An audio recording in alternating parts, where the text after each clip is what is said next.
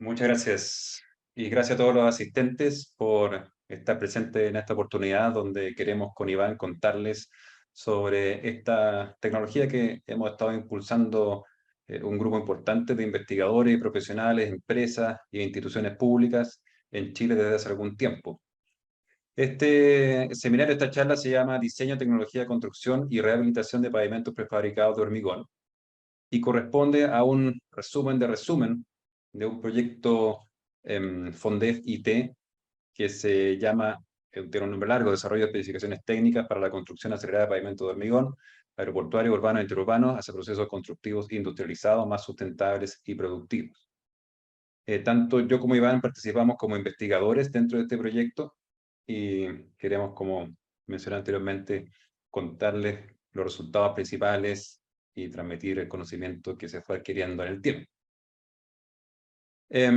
Primero que nada, en la agenda tenemos agradecer y contarles quiénes fueron los participantes de este proyecto y el contexto del proyecto FONDEF IT, los antecedentes del proyecto. Después queremos detenernos en algo que creo que es bastante bueno para este tipo de webinar, que es un video explicativo de cómo se realizó esta técnica, cómo se aplicó esta técnica, en particular en el prototipo de la Ruta 5, esto es la Panamericana 5, cerca de Santiago. Después contarles sobre una de las partes que me tocó investigar a mí, que es el diseño estructural. Después va a seguir Iván con lo que es su especialidad, que es, o bueno, la tecnología del hormigón en general. Le va a comentar sobre los diseños de mezclas que se realizaron durante el proyecto y finalizamos con un video sobre el prototipo que realizamos en el aeropuerto Arturo Merino Benítez.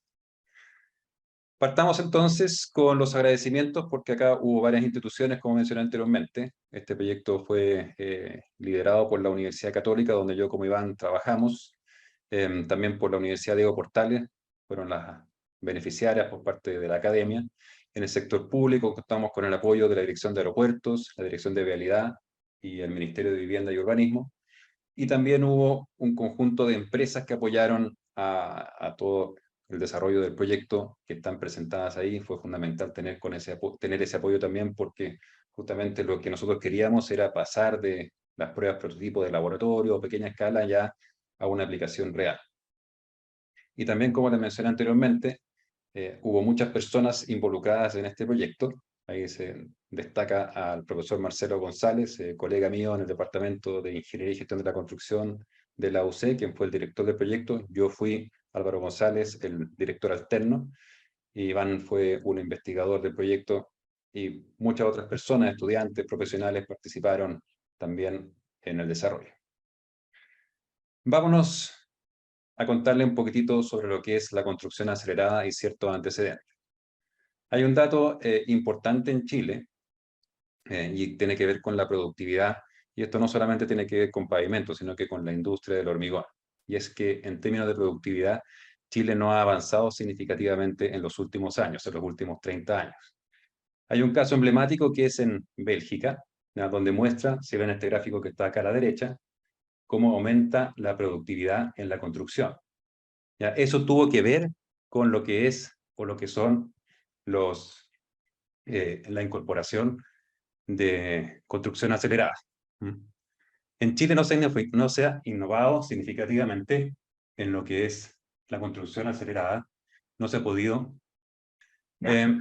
Básicamente, sí, ahora se me escuchan bien, básicamente no se ha tenido en Chile un aumento en la productividad. En países como Bélgica, ese es el gráfico que se muestra ahí a la derecha, se ve un salto en la productividad y eso tuvo que ver con que hubo un aumento en la productividad producto de la incorporación de técnicas nuevas de construcción, como por ejemplo la construcción acelerada.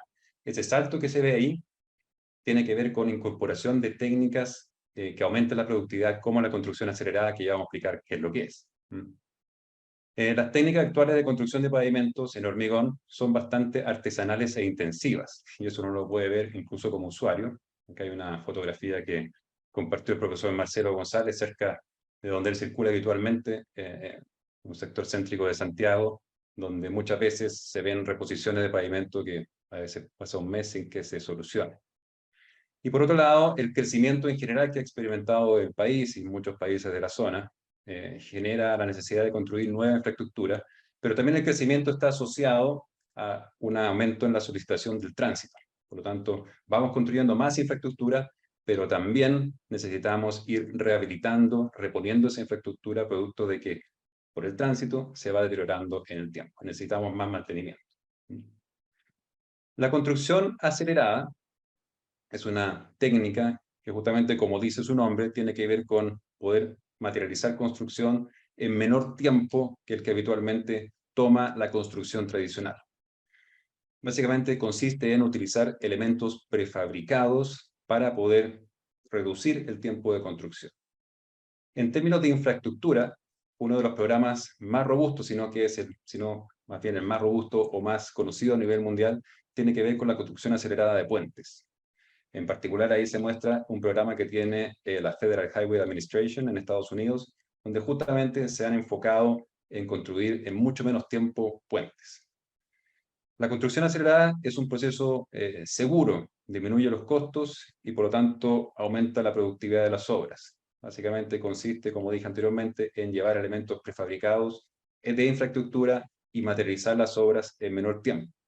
Producto de que hay menos pérdida, hay un mayor control sobre las mezclas que uno diseña, uno puede disminuir la huella de carbono asociada a este tipo de infraestructura o a este tipo de construcción en particular. Localmente existe obras prefabricadas o elementos prefabricados, pero esta tecnología, si la queremos llevar a pavimentos, en particular, y es lo que convoca a este FONDEF y a esta charla, existían o existen aún barreras que impiden su aplicación. Por lo tanto, quisimos abordar mediante investigación, cerrar la brecha y tratar de llevar esta técnica a la construcción de pavimentos. El estado del arte, tal como dice ahí en el último punto, indica que la construcción acelerada está poco estudiada y requiere mayor apoyo, mayor investigación para transferirse a la práctica. Y esto se partió hace varios años a través de un proyecto Corfo en el año 2019, que se llamaba Construcción Acelerada de Pavimentos de Alta Durabilidad para Minería Subterránea, que fue financiado por este instrumento de Corfo de innovación, y se desarrolló un prototipo y un sistema constructivo que justamente se implementó en una minera a relativamente una pequeña escala, digamos, cerca de Santiago. Y se realizaron prefabricados, se realizó el proceso de montaje y construcción, se desarrolló un prototipo y finalmente fue posible, digamos, demostrar que era factible implementar esta técnica en un ambiente controlado. De ahí sale la idea de, bueno, llevar esta técnica de construcción acelerada a otra escala, digamos, llevarlo a la infraestructura. Entonces, la propuesta del proyecto, de este proyecto FONDEF original, fue abarcar el uso de construcción acelerada de pavimentos en aeropuertos, caminos urbanos e interurbanos, en esos tres tipos de infraestructura, y en esta presentación nos vamos a centrar en lo que es caminos, como dije anteriormente, en la Ruta 5, y en aeropuertos, que fue la experiencia en el aeropuerto de Santiago. Uno de los aspectos también que había que cubrir en este proyecto era ver cómo se van a diseñar o cómo se verifica el diseño estructural de las losas. Estas losas, a diferencia de las losas tradicionales, van a tener una solicitación adicional que es durante el montaje. Van a tener fuerzas que normalmente un pavimento de hormigón no tiene. Y también queríamos, y esta parte es la que trabajó fuertemente Iván, desarrollar un diseño de mezcla que fuera más sustentable con un menor consumo de cemento, utilizando materiales cementicios suplementarios y optimizando la mezcla para que fuera más eficiente. El objetivo general del proyecto fue desarrollar especificaciones técnicas que permitieran ejecutar las obras de pavimento utilizando la tecnología de construcción acelerada. Creo que lo más fácil para mostrar en términos de explicación se puede traducir en este video que voy a tener que arrastrar desde esta pantalla a esta otra pantalla, que resume la experiencia en Ruta 5. Después se va a mostrar al final de la presentación de Iván el video del aeropuerto. Pero bueno, este es el video que resume lo que es la construcción acelerada y cómo se materializó el prototipo de la Ruta 5. Ahí vemos las distintas instancias, distintas instituciones involucradas en el proyecto. Básicamente lo que primero se muestra es una animación digital que se intentó hacer, o que se hizo realmente, para modelar y para visualizar lo que iba a ser necesario hacer en el proyecto. Esto entonces corresponde a un tramo que está en la Ruta Panamericana 5 Sur, cercano a Santiago, y un problema que existe en esa zona, o problema, más que nada una realidad, digamos, es que tiene una buena fracción de pavimentos que requieren de rehabilitación. Entonces, lo que muestra el video es cómo se haría, digamos, el proyecto utilizando construcción acelerada. Primero que nada, bueno, hay que segregar el tránsito. En ese sentido, se segrega el tránsito y se procede a hacer los trabajos de demolición, básicamente demolición de las losas existentes, y con eso se genera un espacio. Se genera un espacio para poder instalar las losas prefabricadas. Hay que hacer una serie de Lego, esto es una especie de Lego que se van juntando, en el sentido que se prefabrican las losas y después hay que llevarlas a terreno y hacerlas o unirlas con el pavimento existente. Después viene todo el proceso de montaje de la losa, que se transportan en camión. El camión mismo puede llevar una pluma para poder instalar las losas, que fue lo que se va a mostrar más adelante. Y finalmente, una vez instaladas las losas, hay que proceder a nivelarlas, hacer una serie de rellenos, unos trabajos menores, pero finalmente en pocas horas uno es capaz de digamos, reemplazar las losas. Básicamente, lo que se muestra a continuación sucedió en 12, 14 horas aproximadamente. Generalmente lo que tomaba o lo que toma 5 días aproximadamente, lo que se realizó acá fue fundamentalmente en unas pocas horas. Y eso significa varios beneficios respecto al tránsito que digamos, se interrumpe. Las fotografías entonces son de la experiencia del prototipo que se realizó durante el proyecto. Ahí vemos el proceso de demolición, el retiro de los pedazos de losa, que corresponden al pavimento existente, el pavimento que estaba deteriorado. Posteriormente se retiran estos fragmentos. Ahí ya vemos que se llegó a la capa de base o subbase, como ustedes quieran llamarlo. Esa capa ya se deja limpia, libre de todo fragmento de hormigón. Y después, para asegurar la transferencia de carga, hay que hacer los cortes para instalar las barras de traspaso de carga, que ya vienen, digamos, en las losas que están prefabricadas. También debido a que estamos en una zona con alto tránsito, y en el primer proyecto también queríamos asegurarnos que no hubiera ningún problema en el desempeño de las losas, también se tuvo que hacer estas perforaciones que corresponden a las barras de amarre de las losas, básicamente para asegurarnos que las losas se mantuvieran en el lugar durante el desempeño, durante la operación después de la autopista. Ese video es un tanto acelerado, por así decirlo, construcción acelerada, y también un video acelerado donde muestran cómo las losas se están montando y cómo se llega al producto final. Ahí se muestra el montaje, se ponen las losas, y finalmente hay que hacer coincidir, digamos, las ranuras que se hicieron en el pavimento existente. Por eso hay que realizar estos cortes. Ahí se ve que con precisión se coloca la losa y finalmente se procede a dejarla sobre la base o subbase. Después viene un proceso de nivelación. Evidentemente va a ser difícil hacer calzar exactamente que la rasante de la losa coincida con la rasante del pavimento existente en una primera vez. Por lo tanto, la losa tiene un sistema para poder ir nivelando, cambiando su cota, su parte superficial, de forma tal de que coincida exactamente con el pavimento existente. Ahí vemos otra losa que se está dejando en la superficie, pero básicamente es el mismo ejercicio. Vamos a adelantar un poquitito. Ahí vemos una serie de procedimientos que se hacen. Después vienen algunos detalles, determinaciones que también me las voy a saltar porque en el fondo son un poquitito más del detalle. Pero básicamente ese es el mensaje en términos de que en pocas horas, a través de esta técnica, podemos solucionar un problema de pavimentos de hormigón. Si tenemos pavimentos que están deteriorados, podemos, en vez de varios días, debido a la resistencia que tiene que tomar el hormigón en el tiempo, que es la construcción tradicional, en pocas horas podemos reemplazar las losas y podemos dejar operativo el camino y libre para el tránsito.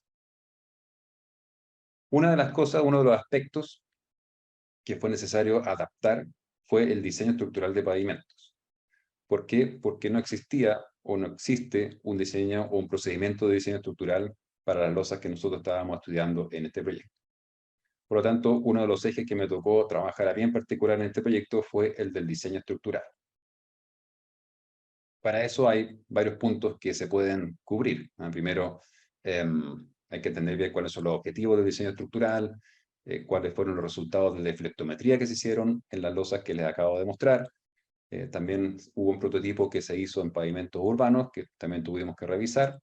La modelación del lisaje de los pavimentos, como lo dije anteriormente, y finalmente las recomendaciones de diseño. Partamos un poquitito con el objetivo de esta línea de investigación dentro del proyecto. Dentro de este proyecto, el objetivo era obtener una metodología al menos preliminar de diseño estructural para la construcción de pavimentos de hormigón industrializado o prefabricados. Y en particular en esta presentación muy breve que voy a hacer, como una segunda parte, nos vamos a enfocar en lo que son los pavimentos urbanos e interurbanos. Los aeroportuarios, por ahora, en términos del diseño estructural, no están incluidos en esta presentación. El principal desafío en términos de los pavimentos prefabricados fue estimar la transferencia de carga. Probablemente ustedes saben que el trabajo mecánico de los pavimentos de hormigón lo hace casi el 100%, 95% la losa. Por lo tanto, no teníamos tanta preocupación en términos de los espesores de la losa, pero sí teníamos preocupación en términos de la transferencia de carga entre una losa y otra. Ustedes pueden ver ahí, tenemos el pavimento de hormigón, donde la mayor parte de las tensiones se van disipando, producto de que es un material bastante rígido, con un módulo elástico bastante alto. Si tenemos una losa tradicional sin barra de traspaso de carga, tenemos acá la junta, lo que hace la transferencia de carga es esta grieta que se forma bajo la junta, que hace esta trabazón y que hace que se transfiera la losa, que se transfiera las tensiones desde la losa 1 a la losa 2. Si tenemos una solución de pavimento con barra de traspaso de carga, esa solución es mejor en términos de transferencia, porque además de la trabazón entre las dos losas, vamos a tener un elemento mecánico, la barra de traspaso de carga, que ayuda y aumenta la transferencia de carga entre una losa y otra. ¿Por qué es importante hacer esto? Porque disminuimos las tensiones que se producen en los bordes de la losa cuando pasa una rueda encima. Lo que tenemos en este caso es la losa prefabricada. El problema, por así decir, es que las losas prefabricadas no tienen esta trabazón, producto que son losas que se instalan independientemente. ¿Ya? De esa forma, la única forma, o la forma más eficiente de transferir carga es mediante una barra de traspaso de carga. Pero si visualizan esto, la situación que tenemos en la losa prefabricada es distinta a lo que tenemos en pavimentos tradicionales. ¿Qué hicimos entonces para estimar esta transferencia de carga? Utilizamos la ecuación Ashton 93. La ecuación Ashton 93, si bien no es la última ecuación Ashton en pavimento de hormigón, es una ecuación que tiene directamente este valor J, que ha sido ampliamente estudiado en distintas partes del mundo, que es el valor J de coeficiente de transferencia de carga. Entonces, ese valor J está incluido, como pueden ver acá, en esa parte de la ecuación. Probablemente, si no han visto esta ecuación antes, un poco sorprendente, pero es la ecuación que se utiliza para, o se utilizaba anteriormente para el diseño de pavimentos de hormigón. Y la gracia que tiene es que tiene específicamente y explícitamente un coeficiente de transferencia de carga. Por lo tanto, nuestra misión dentro del proyecto fue ver o estudiar cuánto era ese coeficiente de transferencia de carga. Para eso hicimos mediciones de deflexión en el prototipo, específicamente en el que acabo de mostrar, de ruta 5, donde aplicamos distintas magnitudes de carga con deflectometría de impacto pesado, con 30, 50 hasta 70 kilonewton, y se midieron las transferencias de carga en dos oportunidades, el 22 de mayo de 2022 y a fines del año 2022, bajo situaciones distintas de vida del pavimento. Básicamente, sin detenerme demasiado en los detalles, se hicieron mediciones en distintas zonas de la losa también, es decir, a 1 metro del borde, a 0,5 metros del otro borde, y en el centro. Y se estudiaron distintas juntas, es decir, juntas entre losas prefabricadas, entre la existente y prefabricada, y entre existente y existente. ¿Ya? Esto se hizo de noche mediante defectometría convencional, y se llegó a los siguientes resultados, ¿no? Porque nuestra preocupación era si había o podía existir alguna diferencia significativa entre la transferencia de carga de las losas tradicionales versus las losas prefabricadas. La verdad es que los resultados fueron, por lo menos en este prototipo, bastante satisfactorios, en el sentido de que se muestran acá las dos mediciones. La primera barra corresponde a marzo, la segunda barra, en todos los casos, corresponde a la medición de diciembre, y las barras que están encerradas en color verde, o que están en color verde, corresponden a las transferencias de carga que se midieron donde tenían involucramiento las losas prefabricadas. En todos los casos, sorprendentemente, fue bastante positivo. Estuvimos con medias sobre el 78%, lo cual, si nos vamos a las recomendaciones de transferencia de carga, significa que por lo menos es una transferencia buena. Incluso llegamos sobre el 85% en algunos casos. Entonces quedamos bastante tranquilos en ese aspecto respecto a la transferencia de carga. También se hicieron mediciones más específicas o comparaciones en lo que les mencionaba anteriormente, en distintas posiciones de las losas, pero como conclusión general fue que existe una transferencia de carga satisfactoria dentro de las losas prefabricadas. Aún así, se recomienda adoptar un valor J, este valor J que aparecía en la ecuación de diseño, de 3,8. Eso es bastante conservador para el diseño, pero como tenemos pocos datos todavía, se asume este valor J, o se recomienda este valor J en el intentado. También se hizo un prototipo que no vamos a alcanzar a mostrar en esta presentación, se hizo un prototipo urbano. Y también hicimos todo un trabajo para determinar la transferencia de carga adecuada en pavimentos urbanos. Y básicamente lo que hicimos ahí fue un trabajo de modelación. Utilizamos las cartillas de diseño que tiene el MIMBU publicado en su código de normas, y haciendo un ejercicio de comparación, también llegamos a que era recomendable llegar a un coeficiente de transferencia de carga J por lo menos de 3,7. Con eso se llegaba a un buen resultado y que permitía modelar adecuadamente lo que eran las transferencias de carga en pavimentos urbanos. Finalmente, nos tocaba hacer la otra parte que no es de un pavimento convencional, que corresponde al izaje de pavimento. Como ustedes vieron ahí en el video, las losas van a estar sometidas a una solicitación que no corresponde a una losa tradicional, porque tengo que tomarlas, izarlas y después dejarlas en el terreno. Bueno, para eso se realizó una modelación en elementos finitos utilizando un software especializado. Se modelaron las tomas de las losas, se conformaron elementos específicos que eran idóneos o aptos para esta modelación, y finalmente se tomaron ciertos factores de seguridad. Con esas modelaciones se llegó a los siguientes resultados, donde finalmente se calcula el momento flector en dos direcciones, en la dirección X e Y con respecto a las dimensiones más grandes de la losa, y finalmente eso se lleva a un análisis de tensiones, e incluso tomando factores de seguridad. Lo que uno llegó como conclusión es que por lo menos durante el izaje, las tensiones que se producen, tanto en el sentido X como en el sentido Y, acá representado por las tensiones 1,1 o tensiones 2,2, están lejos, por lo menos para los casos que analizamos, de la falla. Por lo tanto, con eso pudimos verificar que tomando este valor J para la metodología AASHTO 93 y haciendo la modelación por elementos finitos, estamos por el lado seguro del comportamiento que va a tener la losa durante el montaje y después en el desempeño cuando ya está en servicio. Como recomendaciones generales de diseño, llegamos al siguiente diagrama, que es de 5 pasos. Para hacer el diseño, entonces, recomendamos por ahora aplicar la metodología AASHTO 93, adoptando un coeficiente J de 3,8, con eso se define el espesor D. Después se definen las dimensiones de la losa, siempre tomando en cuenta algo importante, también las dimensiones óptimas para el transporte, porque sí, hay que pensar también que la losa va a ir en un camión, y el camión tiene ciertas dimensiones, y para no tener que contratar un transporte especial que es complejo, hay que pensar también en el traslado. Algo que no alcancé a mencionar mucho, el diseño de las barras de traspaso de carga, ¿ya? Que ahí nosotros recomendamos utilizar por seguir las recomendaciones de la PSA, pero aumentar el número de barras un 10%. Después el diseño de las barras de amarre, siguiendo las metodologías propuestas por un autor bien conocido en diseño de pavimento que es Wang. Y finalmente simular las tensiones en izaje mediante modelación con elementos finitos.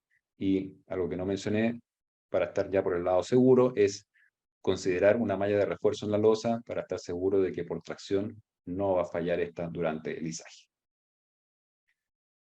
Bien, eso tengo por mi parte, y ahora le doy paso a Iván para que nos cuente sobre el diseño de mezclas. Gracias, Álvaro. Creo que tienes que...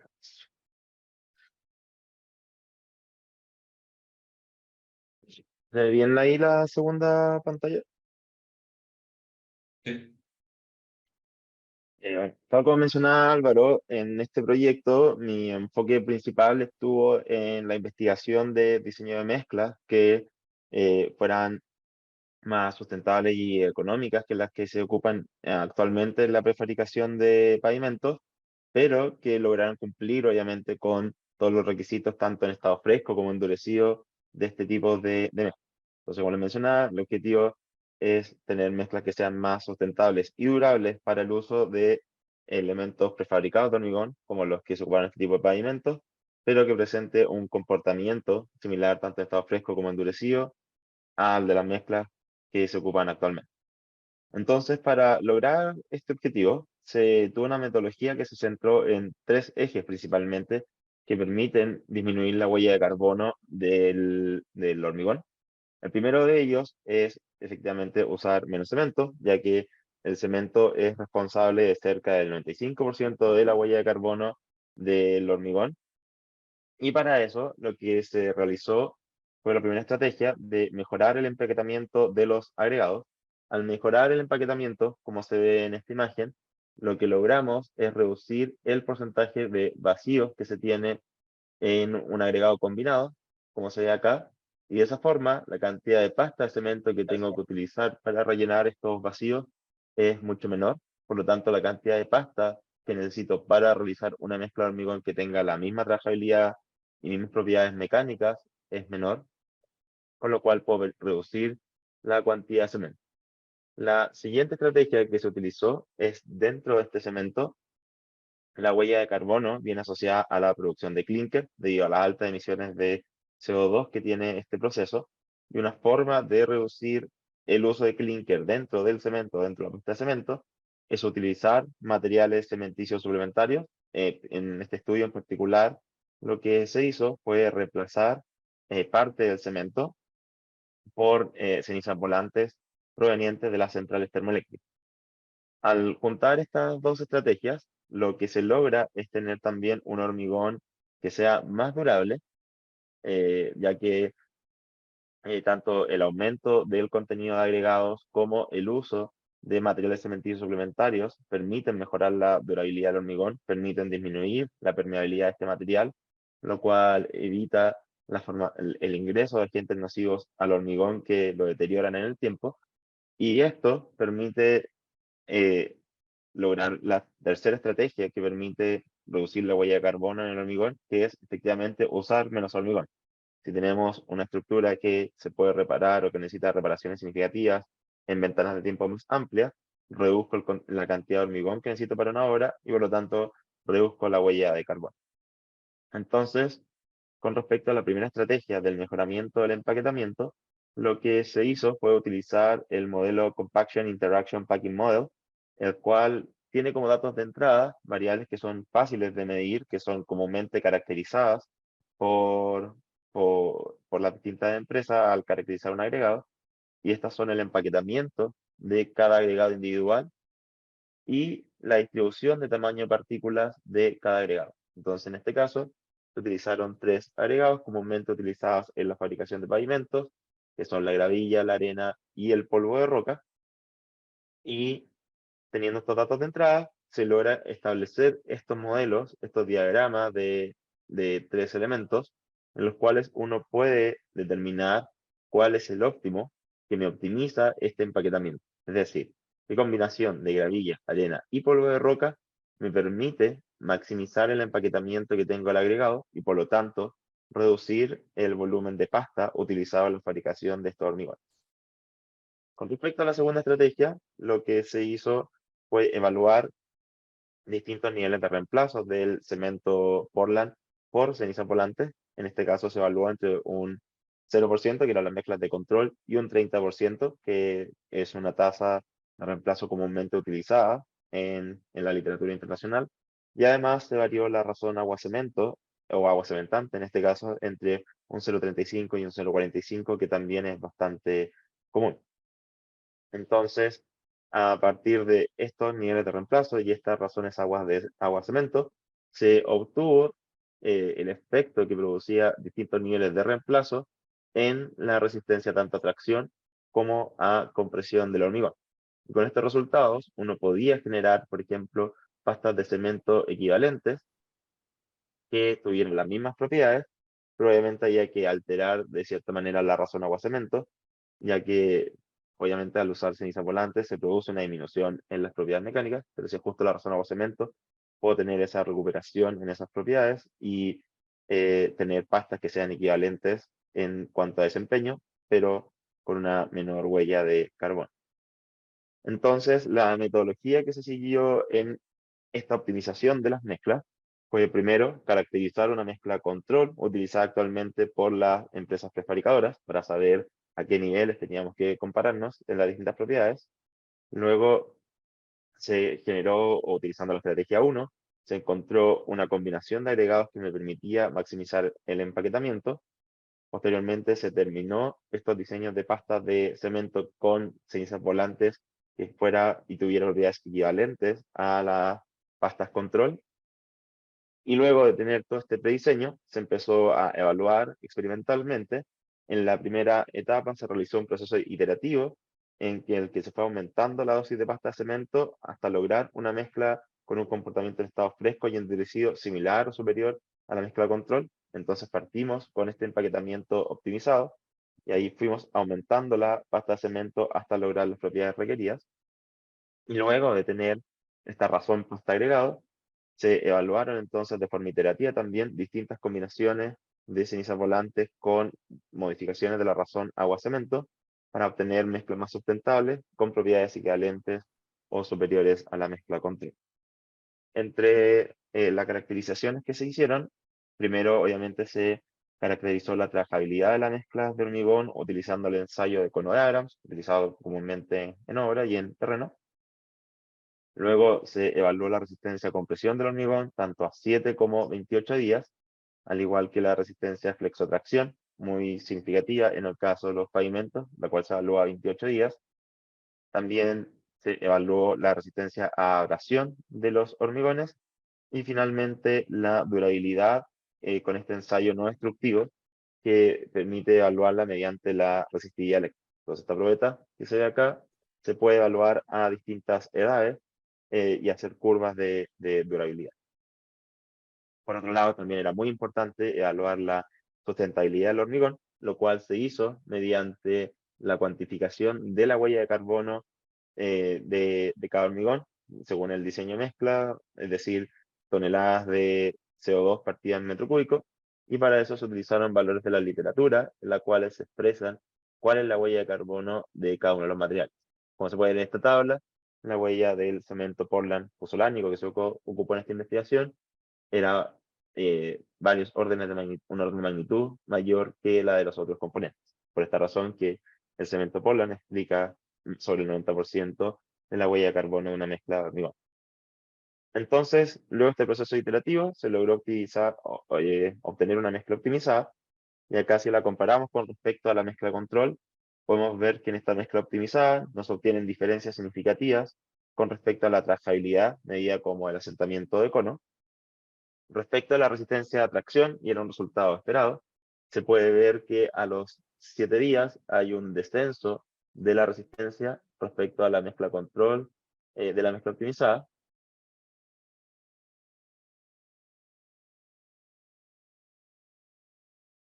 Resistencia a 28 días no se observan diferencias significativas, lo cual ya que estos elementos son prefabricados, se pueden fabricar y tener varios días de endurecimiento en la fábrica y luego llegar a terreno, entonces es optimista su uso o se podrían utilizar sin generar mayores problemas.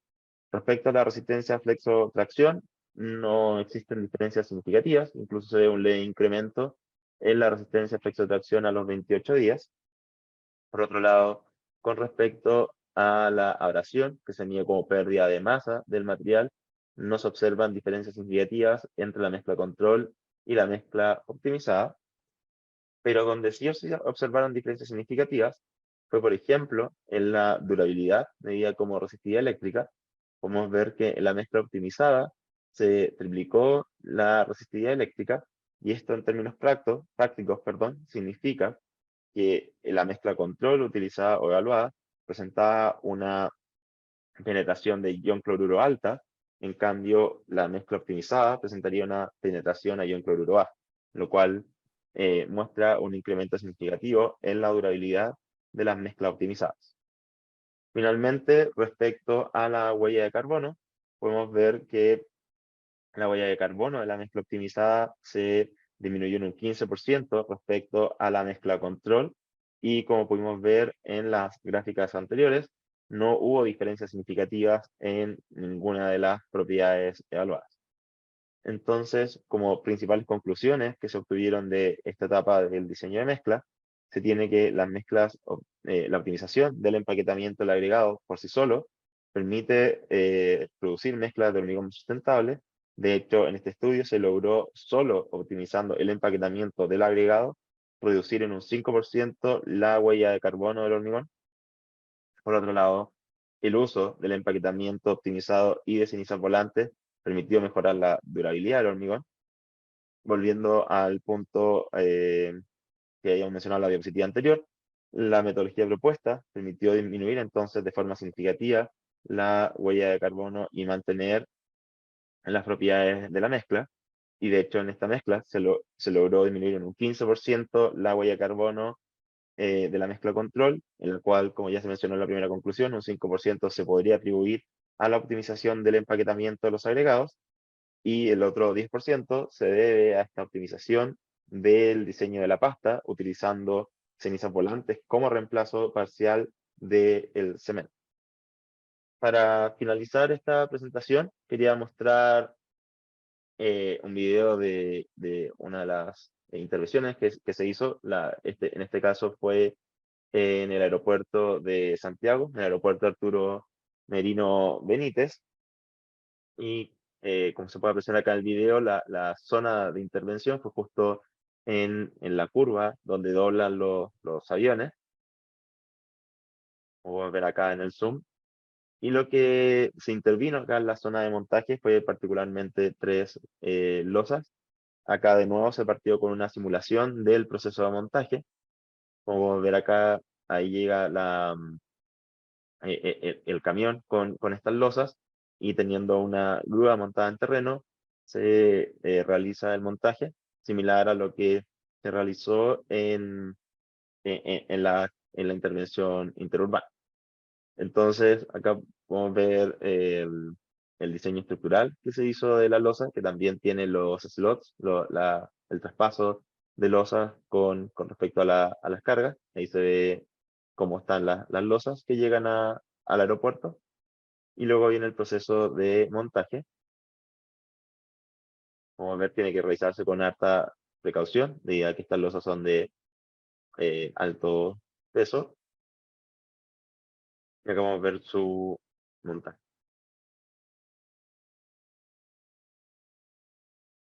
Entonces, es un proceso que termina siendo bastante más eficiente que realizar la construcción de losas de hormigón in situ. Esto se realizó durante una mañana y se logró montar tres losas, como vamos a ver acá en el video. Ahí está el proceso de nivelación, y ahí ya viene el montaje de la segunda losa con los traspasos, los slots entre una losa y otra.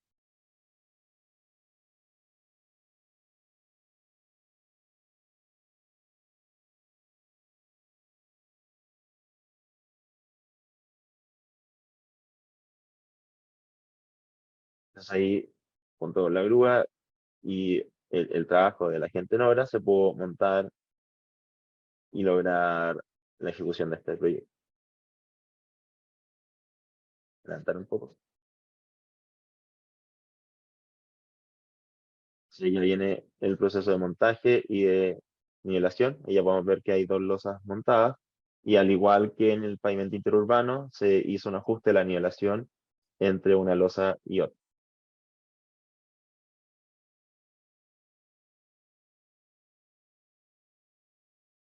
Finalmente acá se puede ver ya una imagen de las tres losas montadas.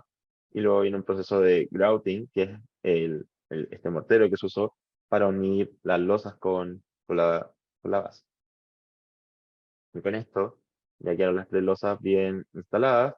Y la última etapa es la del llenado de estas aberturas y la construcción de las losas cercanas a las tres que se montaron de forma prefabricada. Y de esta forma se puede ver entonces que quedaron las tres losas montadas y se hormigonó de forma tradicional las losas continuas. Entonces,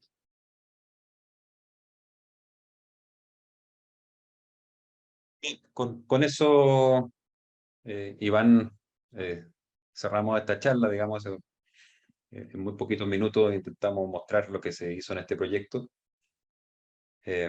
Nuevamente destacar lo que es la ventaja de esta técnica que permite en pocas horas hacer lo que muchas veces toman días o semanas. Y eso es particularmente relevante en situaciones donde la operación es crítica y donde el tiempo de intervención es, por así decirlo, caro, en donde al dueño de la infraestructura le sale muy caro.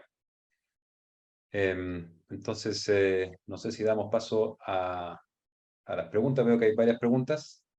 No sé Sí, si... ¿se las leo yo, profesor, o prefiere leerla usted? eh, a ver,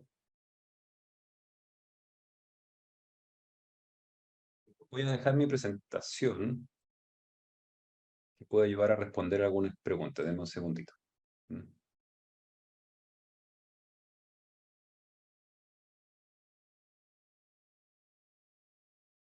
A ver, no, pero bueno, mejor ups, voy a intentar acá leerla. No logro volver al Zoom. Ahora sí. Ya, voy a leerla nomás. Primera pregunta, ¿cómo se asegura que el proceso de nivelación de la nueva losa no afecte la transferencia uniforme de cargas al subsuelo? Em, Esa pregunta se resuelve porque, quizá yo no lo expliqué tanto, pero sí lo mencionó Iván al final. Hay un grout, digamos, un material cementante bastante líquido, la que se inyecta en la parte que va entre la losa y el subsuelo o subbase o base, como ustedes quieran llamarlo. Y de esa forma se rellena, digamos, todos esos posibles espacios huecos que hay entre la losa y la capa de subbase. Entonces, con eso aseguramos que haya perfecta transferencia de carga desde la parte superior, desde la losa, a las capas inferiores, subbase y posteriormente subrasante. Después otra pregunta, eh, para darle también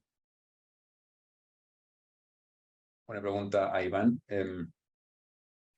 Bueno, Iván, esto es para ti. Al tener tres materiales en la mezcla de concreto, se reducen los espacios vacíos. Sin embargo, los vacíos que se mantienen requieren un mayor tiempo de vibrado para prevenir el llamado hormiguero en el concreto. ¿Se realizaron pruebas para estos tiempos? gracias por la pregunta. En este proyecto en particular no evaluamos los distintos tiempos de virado o el efecto del tiempo de virado. En el desarrollo de mezclas que se hizo se ocupó mesa vibratoria, entonces eran de alta energía y no observamos efecto de hormiguero. Pero efectivamente podría ser algo a evaluar, ya que obviamente al aumentar el empaquetamiento, los agregados, hay una mayor tortuosidad para que el aire al interior de la mezcla pueda salir y definitivamente se necesitarían o, o en terreno se necesitarían mayores tiempos de vibrado.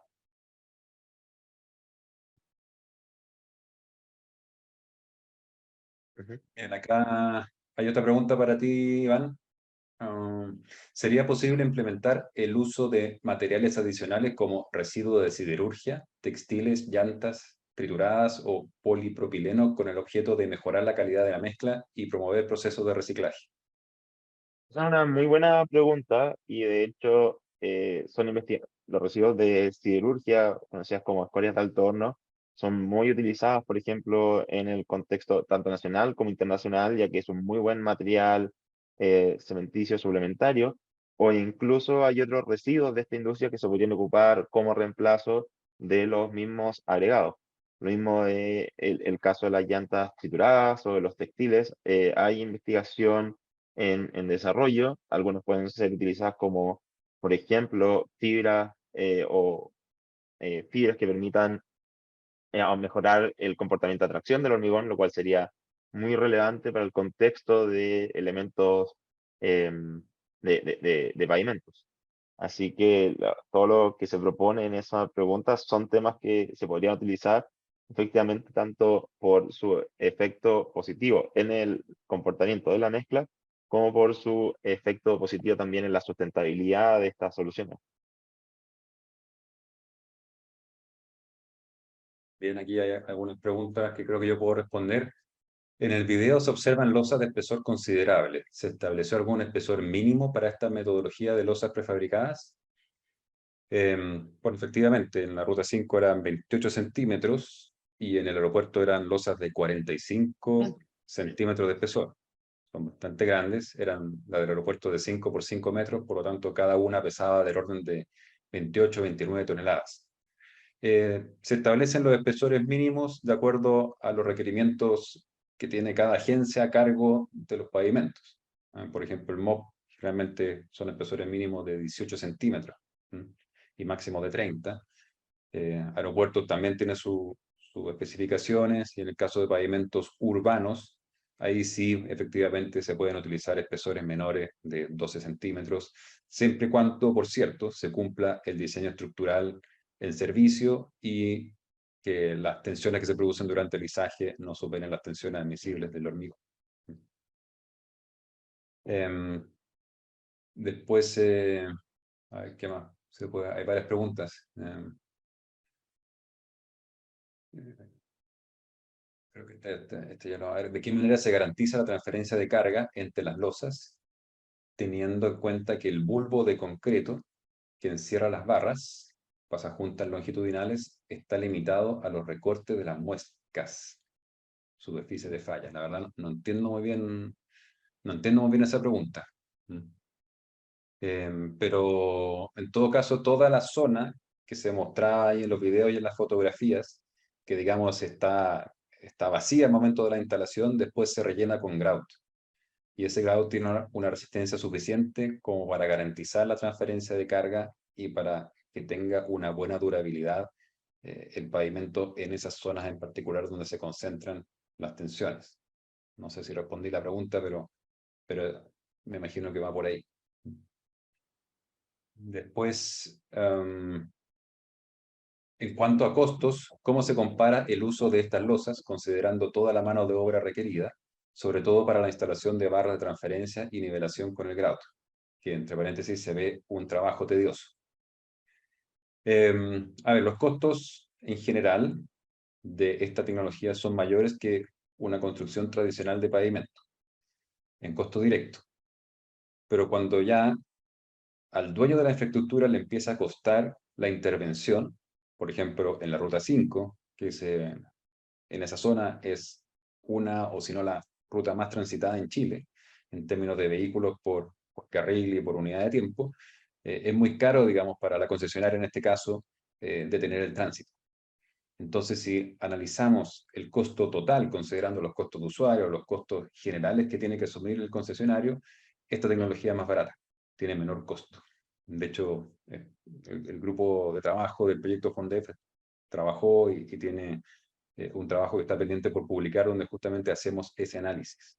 El costo total, en definitiva, es menor. Pero sí, claro, si tengo,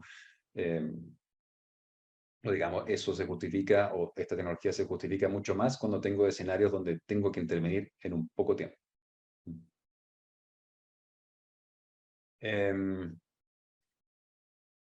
A ver, una pregunta para ti, Iván, no sé si esta es para ti o para mí. Dice, en definitiva, un hormigonado continuo con un hormigón R3 no será más rápido que utilizar un día en montaje y un día en nivelar con el grout. No sé quién hizo la pregunta, pero voy a especificar a qué se refiere con hormigón R3, pero sin embargo, siguiendo con lo mismo que tú venías comentando, Álvaro, en este caso de realizar un hormigonado continuo in situ va a implicar mayores tiempos de tener detenido el movimiento, tanto en el aeropuerto o en la carretera. Y en ese caso conviene mucho más tener elementos prefabricados, cosa de que la ganancia de resistencia del hormigón no se dé en la obra, sino que se dé en la fábrica donde se construyen los elementos, y así poder realizar una intervención más rápida. Ah, un hormigón de 3 días, perfecto, tiene su resistencia, claro. En ese caso, tener que esperar 3 días para la ganancia de resistencia es un tiempo harto más significativo de que lo que se logró, por ejemplo, en la carretera, que la intervención que mostró Álvaro se hizo durante la noche y en la mañana siguiente ya estaba habilitado para el paso de vehículos. De hecho, no sé si en el video se muestra, pero en lo que observamos al día siguiente ya al amanecer ya pudo pasar un camión sobre estas losas y no hubo ningún problema. Sí, así es. Fue en 12, 14 horas desde que se empezó a intervenir, desde que se debió el tránsito, hasta que finalmente ya se completó el proceso constructivo y se dio el tránsito nuevamente en la mañana siguiente. Esto fue de una noche de sábado hacia domingo. Entonces, esa es la ventaja. En vez de 3 días o 5 días, o lo que tome el hormigón en tomar resistencia, em, realmente es una ventaja en ese aspecto. Y sobre todo si se toman días de la semana como de sábado a domingo, donde normalmente hay menor tránsito, en ese caso uno puede realmente reducir el impuesto al usuario. ¿Ya? También hay algunas preguntas por ahí respecto al diseño estructural. Claro, en este caso, digamos, replicamos lo que estaba en terreno. ¿Ya? Habían 45 centímetros en el aeropuerto y 28 en la ruta 5. Si uno efectivamente tuviera que ajustar el espesor, habría que profundizar de distinta manera, digamos, en la subbase existente para llegar al espesor que uno quiere.